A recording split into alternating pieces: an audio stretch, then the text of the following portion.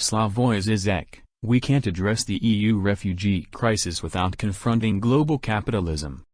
In her classic study on death and dying, Elisabeth Kübler-Ross proposed the famous scheme of the 5 stages of how we react upon learning that we have a terminal illness. Denial: 1 simply refuses to accept the fact, this can't be happening, not to me. Anger, which explodes when we can no longer deny the fact, how can this happen to me?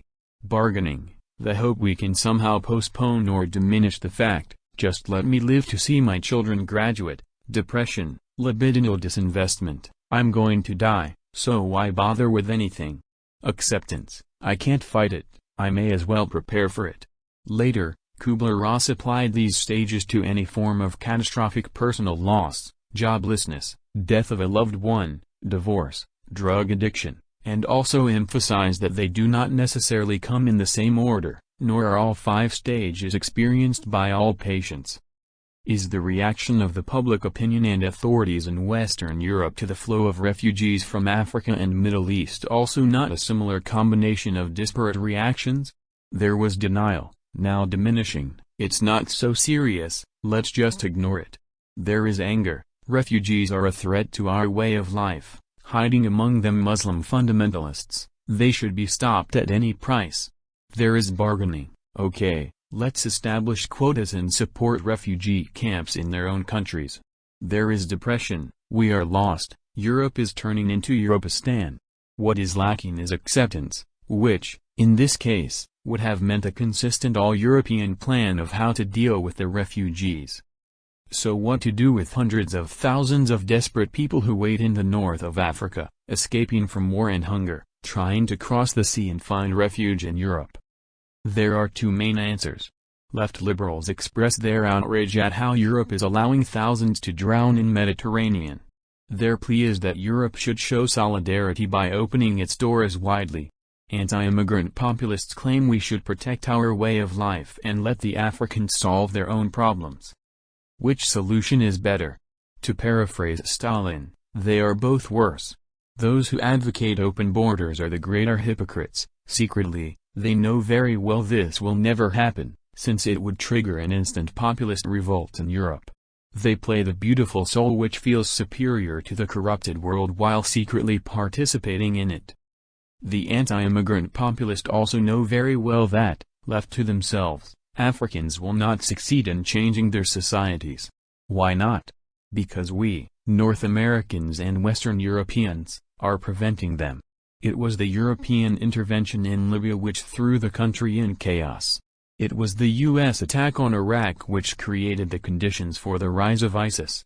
The ongoing civil war in the Central African Republic is not just an explosion of ethnic hatred. France and China are fighting for the control of oil resources through their proxies. But the clearest case of our guilt is today's Congo, which is again emerging as the African heart of darkness.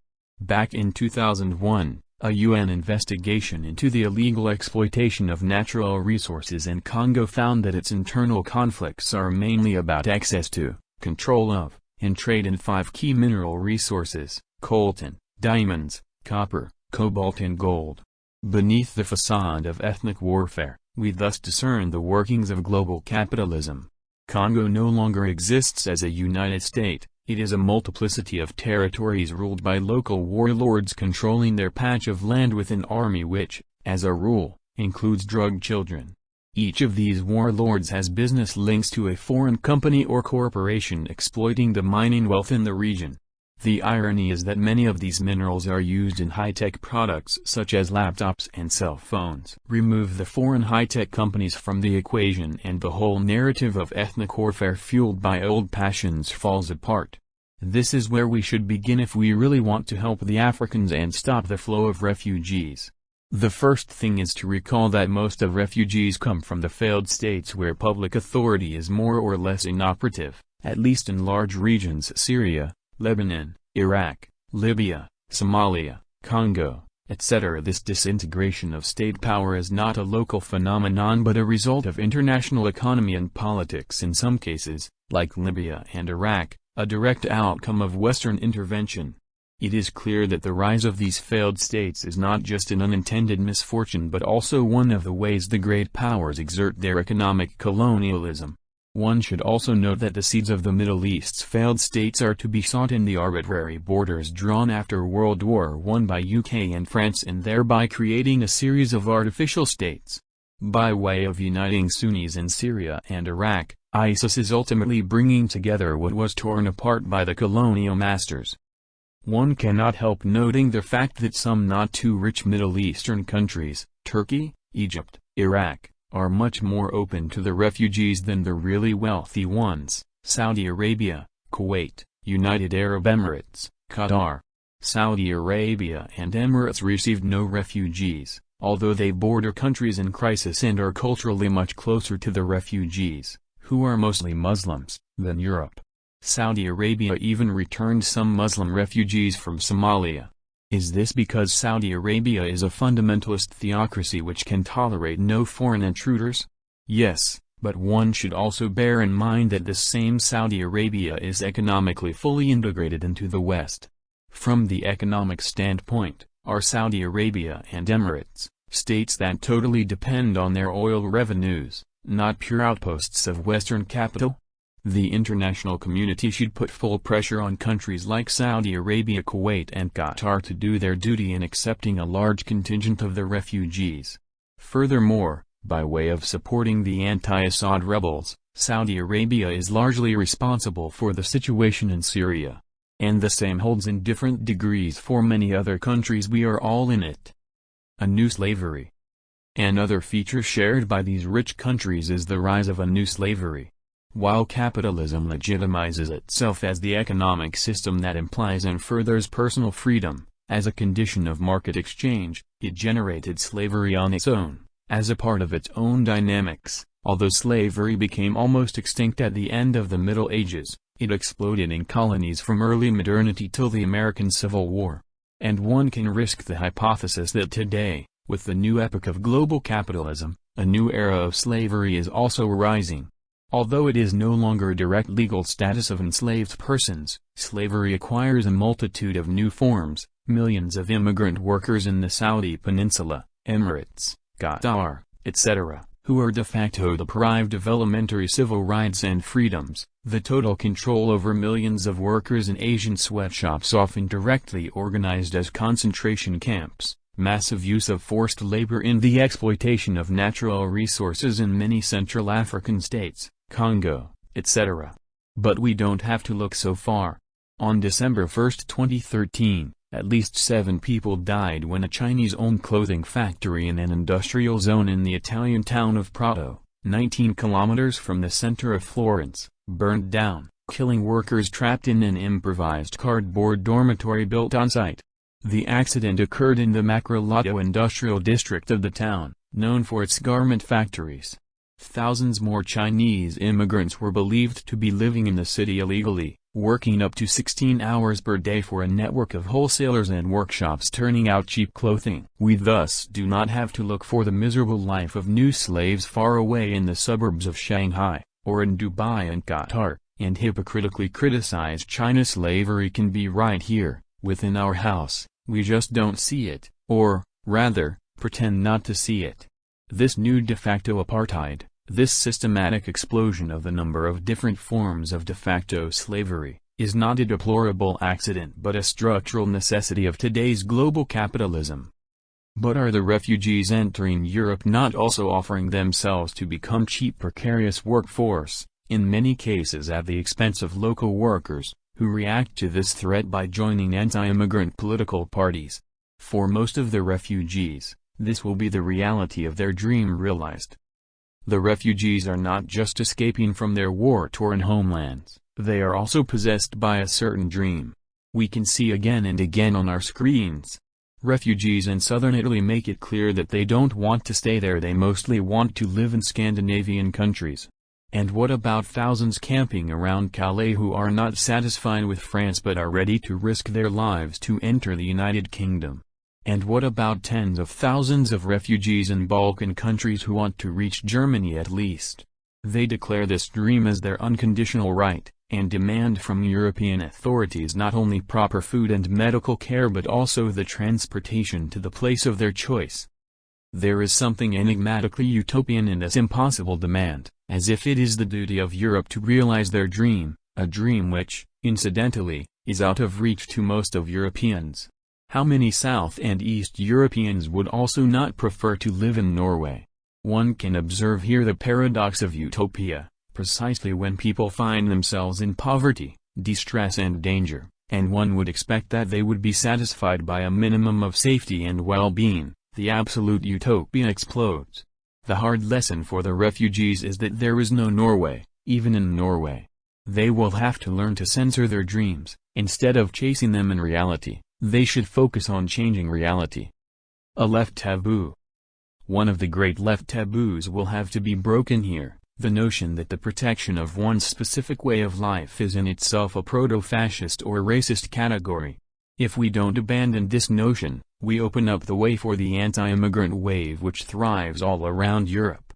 Even in Denmark, the anti-immigrant Democratic Party for the first time overtook Social Democrats and became the strongest party in the country, addressing concerns of ordinary people about the threats to their specific way of life can be done also from the left. Bernie Sanders is a living proof of that. The true threat to our communal ways of life are not foreigners but the dynamic of global capitalism. In the United States alone, the economic changes of the last several decades did more to destroy communal life in small cities than all the immigrants together. The standard left liberal reaction to this is, of course, an explosion of arrogant moralism. The moment we give any credence to the protection of our way of life motif, we already compromise our position, since we propose a more modest version of what anti-immigrant populists openly advocate. Is this not the story of last decades? Centrist parties reject the open racism of anti-immigrant populists, but they simultaneously profess to understand the concerns of ordinary people and enact a more rational version of the same politics.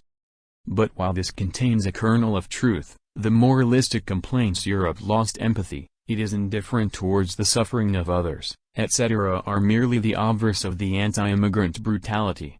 Both stances share the presupposition, which is in no way self-evident, that a defense of one's own way of life excludes ethical universalism. One should thus avoid getting caught into the liberal game of how much tolerance can we afford. Should we tolerate if they prevent their children going to state schools, if they arrange marriages of their children, if they brutalize gays among their ranks? At this level, of course, we are never tolerant enough, or we are always already too tolerant, neglecting the rights of women, etc. The only way to break out of this deadlock is to move beyond mere tolerance or respect of others to a common struggle. One must thus broaden the perspective. Refugees are the price of global economy. In our global world, commodities circulate freely, but not people. New forms of apartheid are emerging. The topic of porous walls, of the threat of being inundated by foreigners, is strictly imminent to global capitalism. It is an index of what is false about capitalist globalization. While large migrations are a constant feature of human history, their main cause in modern history are colonial expansions. Prior to colonization, the global south mostly consisted of self-sufficient and relatively isolated local communities. It was colonial occupation and slave trading that threw this way of life off the rails and renewed large-scale migrations. Europe is not the only place experiencing a wave of immigration. In South Africa, there are over 1 million refugees from Zimbabwe, who are exposed to attacks from local poor for stealing their jobs. And there will be more, not just because of armed conflicts, but because of new rogue states, economic crisis, natural disasters, exacerbated by climate change, man-made disasters, etc. It is now known that, after the Fukushima nuclear meltdown, Japanese authorities thought for a moment that the entire Tokyo area 20 millions of people will have to be evacuated. Where, in this case, should they have gone? Under what conditions? Should they be given a piece of land or just be dispersed around the world? What if northern Siberia becomes more inhabitable and arable, while vast sub-Saharan regions become too dry to support the large populations that live there? How will the exchange of population be organized? When similar things happened in the past, Social changes occurred in a wild spontaneous way, with violence and destruction. Recall the great migrations at the end of the Roman Empire. Such a prospect is catastrophic in today's conditions, with arms of mass destruction available to many nations. The main lesson to be learned is therefore that humankind should get ready to live in a more plastic and nomadic way. Rapid local and global changes in environment may require unheard of, large-scale social transformations. One thing is clear. National sovereignty will have to be radically redefined and new levels of global cooperation invented. And what about the immense changes in economy and conservation due to new weather patterns or water and energy shortages? Through what processes of decision will such changes be decided and executed? A lot of taboos will have to be broken here, and a set of complex measures undertaken. First, Europe will have to reassert its full commitment to provide means for the dignified survival of the refugees. There should be no compromise here. Large migrations are our future, and the only alternative to such commitment is a renewed barbarism, what some call clash of civilizations. Second, as a necessary consequence of this commitment, Europe should organize itself and impose clear rules and regulations.